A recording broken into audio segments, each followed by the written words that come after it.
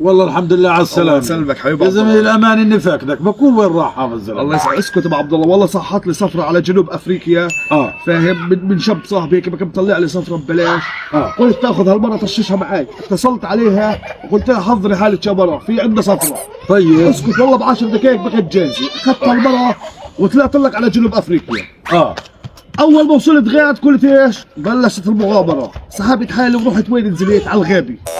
واول ما انزل لك على الغابه وحط لك اجري يا ابو عبد الله، الا هو هالاسد هيك ثمه يا زلمه، هيك عليه ناب هيك ويتشعلك عليه. وامسك لك اياه وحط نايب خناق. قلت بقطع وتكاتل وياه وضرب طبطاته.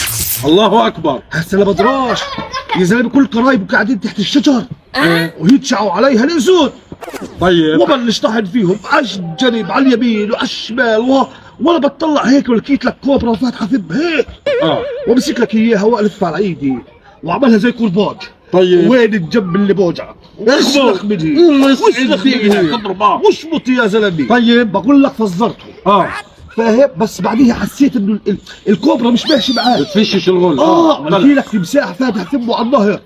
حطيت لك ايدي بثمه وسحبته وقطعته. الله يسعدوه. وبلش فيهم جري. اضرب. ايوه فاهم، تخزقته وقعدت لك على هالموال بجوز شهر. ما شاء الله عنك. بس خلص زكيت يا ابو عبد الله. بيزهق الواحد. قلت البلاد خلص طلبت اهلها وكفاها الله. طيب اتصلت على المره قلت لها يا مره جهزي حالك، والله ب10 دقائق ابو عبد الله بكت جاهزه. سحبت حالي اول طياره في نص ساعه، بكيت هيك ما لحقت اوصل الا انت بتنادي علي يا بابا. يخرب بيتك مكذبك يا زلمه، اقسم بالله انك كذاب. يا زلمه كد الخريط على شو يا زلمه؟ شو كذبت عليك؟ مالك؟ بدك تقنعني في مره بتجهز حالها ب10 دقائق؟ هذا اللي صار معي يا ابو عبد ما الله. هي اسرع مره 3 ساعات تجهز حالها. بضحك علي اللي بخرفك انا يا زلمه روح ما بخرفكش مغامرة. علي الضمان نكشف. روح والله يا زلمه. روح يا المره بتجهز حالها ب10 دقائق.